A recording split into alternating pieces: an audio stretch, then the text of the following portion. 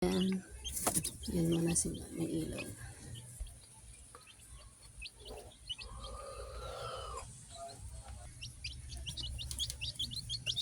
Kako cute. Mabuhay kayo ha. Naku.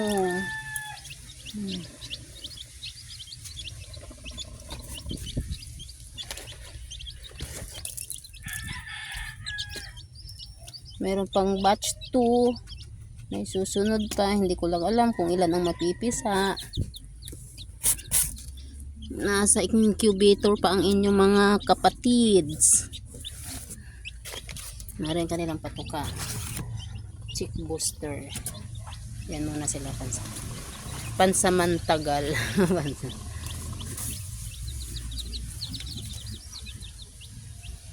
Tapos lalagyan natin ng cover. Yan. Yan, lalagyan ng cover para hindi pasukan ng hangin.